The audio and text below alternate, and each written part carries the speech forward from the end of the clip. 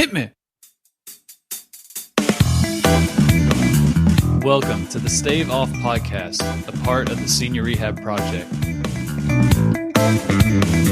The Stave Off Podcast gives you the information you need to stave off illness and injuries, letting you live a happy life. And now your hosts, Nick and Christina.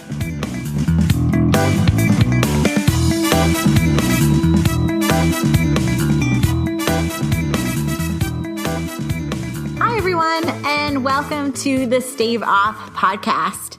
My name's Christina Novak. I'm a registered physiotherapist and current PhD student looking at exercise for healthy aging. I'm usually joined by my co-host and fiance, Nick Previtt. But today I thought that I would jump on and talk to you a little bit about a topic that is pretty near and dear to me. And it's the topic of anti-aging. And the reason why I kind of got onto this topic was that I was reading an article on CNN, and it was talking about this whole concept of anti-aging medicine and how this has been an absolutely booming market. And they think that part of it is because of our aging population with the baby boomers. But it's also probably a consequence of the North American society really trying to be youthful or try to avoid aging at all costs. And so I think that this is such an interesting concept because from a marketing perspective, we're playing on our fear of getting older. And then it kind of highlights some of our notions around what it is when we get older. And being a PhD student in aging, and especially healthy aging, I see a lot of terms that get used when we talk about older adults or geriatrics, which is the medicine of working with older adults. And they tend to be kind of stigmatized and they don't sound that great. And so we want to try to avoid those things. And sometimes when I think we talk about aging, we can get this idea in our mind that growing older means wheelchairs and nursing homes and people who don't have the best quality in their life. And this anti-aging movement, I think, can feed into that.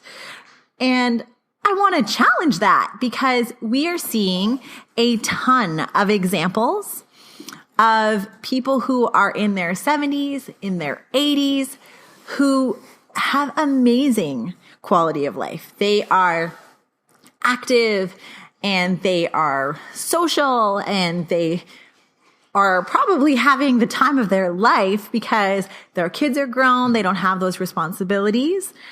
I know some of my clients who are in their 70s, they travel all the time and they visit all of these places that they never had the opportunity to visit when they were younger because they were taking care of families or they were trying to build a life for themselves. And so I think it's really interesting because this anti-aging company or this anti-aging movement plays on the fears, but there's also this movement that is creating a positive frame of reference when it comes to getting older. So to pivot a little bit, what this article was talking about is how the fear that we have with anti-aging has created a huge commercial opportunity for people who are trying to help individuals halt or stop aging. And so they were saying that in 2015, this was a $270 billion industry. And it encompasses a lot of things. We see the anti-wrinkle creams and those type of solutions and all those type of challenges, like the diets that are anti-aging diets, things like that. And what this article was saying is, being a little bit cautious when it comes to some of those solutions or moisturizers or diets, because a lot of them don't require any sort of reporting regulation. So the FDA, which is, I think it's the Federal Drug Administration. I always mess up what that acronym is. But for pharmaceutical companies, so for medications, they have to go through certain levels of testing and certain reports of, what is in products. They have to do a lot of safety tests and go through different phases. And this simply isn't true for some of the supplements and some of the moisturizers. And so I think that one of the things with this anti-aging movement is that we need to start calling for some stricter regulations, because they were saying that almost 50%, I think it was 43% of these medications and moisturizers and things like that actually didn't show results in what they were promising. So they were saying, for example, to remove wrinkles by however much percent.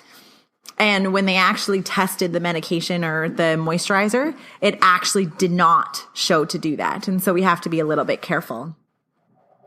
The other thing is that some of these anti-aging moisturizers don't actually have to tell you what's in them. And because of that, you could be putting things on your skin or ingesting things, if it's supplements, that you don't really know what they are. Now, it's not to try and almost inflict fear, but it's just something to make sure that you're doing your research and educating yourselves before you're taking any of these supplements. The other thing is that I see diets that are in this anti-aging sphere. And I think sometimes these anti-aging diets are simply making your nutrition and your healthy habits improve, which is wonderful. I think that's absolutely amazing. So that's something else. It's that not necessarily the anti-aging magic superfood, but it's the fact that before we were eating more processed foods, and when we started this challenge or started this diet, I don't even like using the word diet, we saw some improvements in that. We felt we had more energy and all that type of thing. And so I guess my thesis or my end opinion is that I think that we should stop focusing on anti-aging and start talking about healthy living. Because, and I'm really glad that the doctors agreed, the best anti-aging solution are the healthy lifestyle factors that we all know are going to make a huge difference. Things like making sure we're exercising and being active, that we are eating well, having more plant-based foods, eating our fruits and vegetables, trying to keep our stress under control, trying to, go on vacation, see our loved ones, have our social network around us. All of these healthy things that not only are going to keep us feeling youthful, and I'm putting air quotes around this, but that are going to make us stay longer without any sort of, medical issue or just anything that's going to make us feel like we have less energy. The other side of the anti-aging industry, or even the anti-aging sentiment, is some of the stigma that we're starting to see highlighted around aging. And so ageism is another big area that people are discussing. And it's something that our clients at Stave Off, some of my people who have been going through my research trials, and even some of the people in our sister group down in Mississauga have spoken a lot to me about.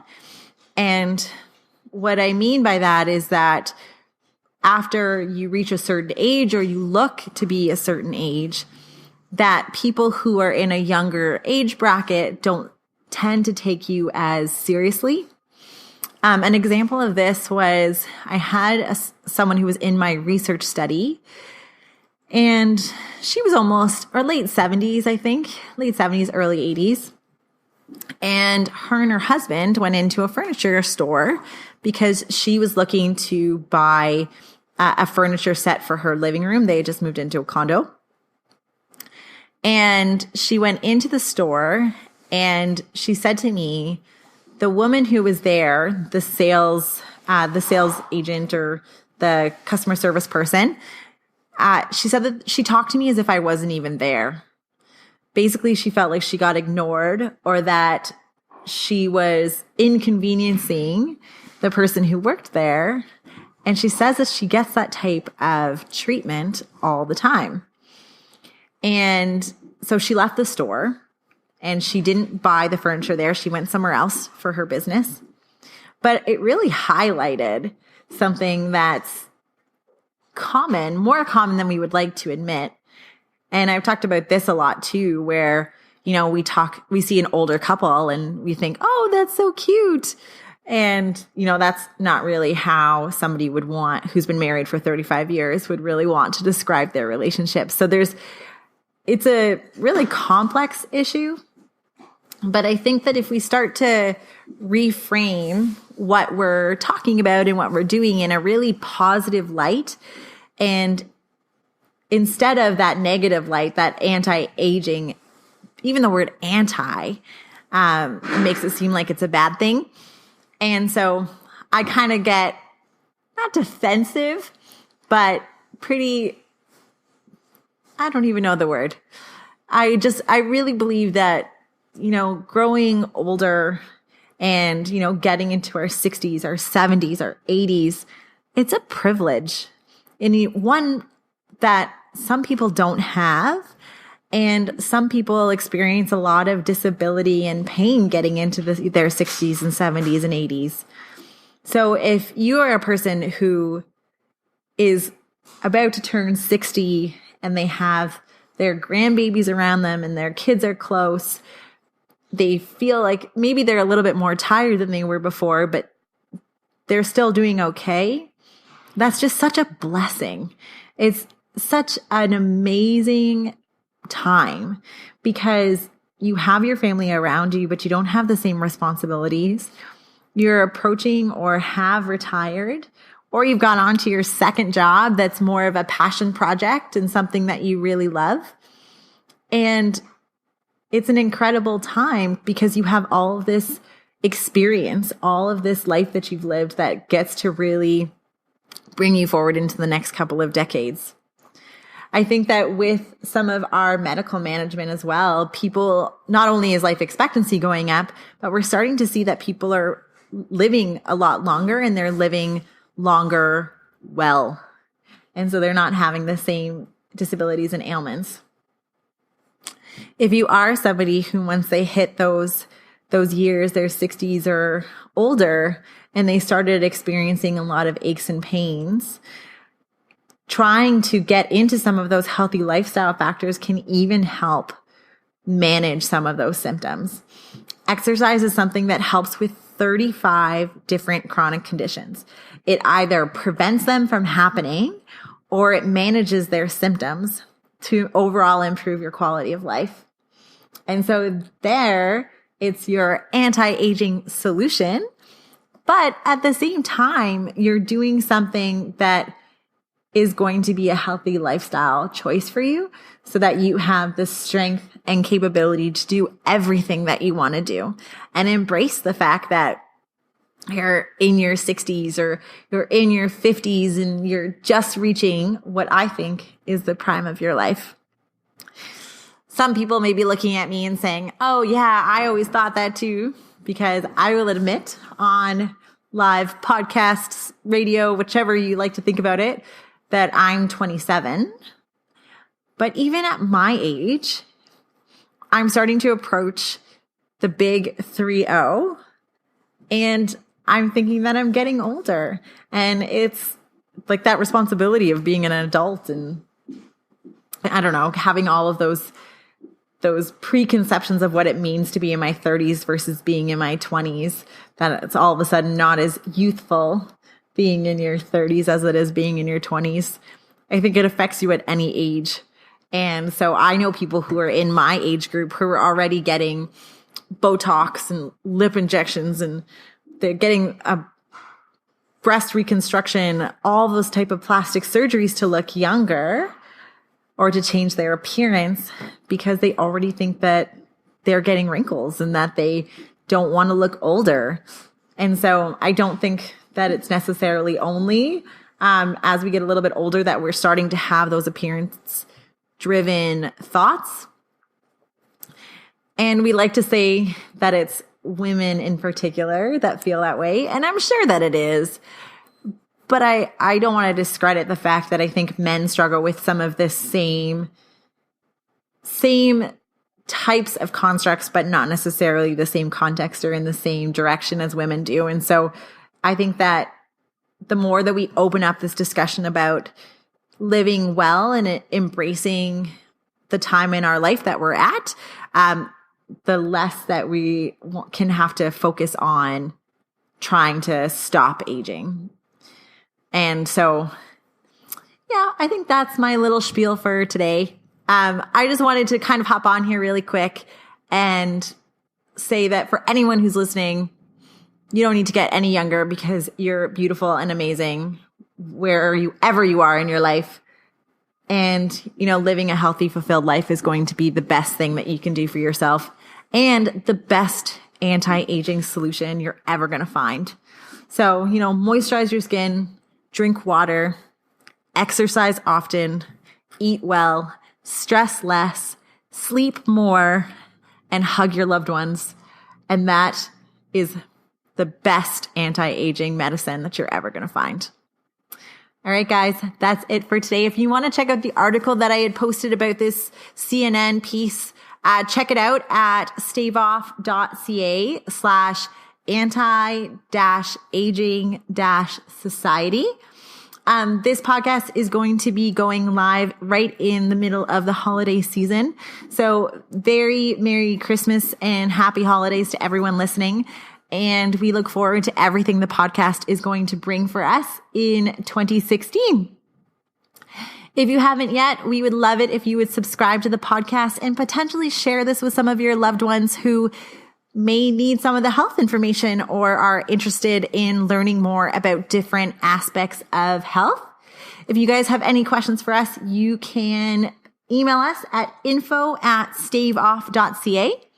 Nick will be back with us next time. And again, if we don't see you or hear from you until January, have a very happy new year. And here's to 2017. Bye, guys. Hit me. Thank you for listening to the Stave Off podcast. Go to staveoff.ca to check out the show notes and more helpful content and how you can lead a long and happy life.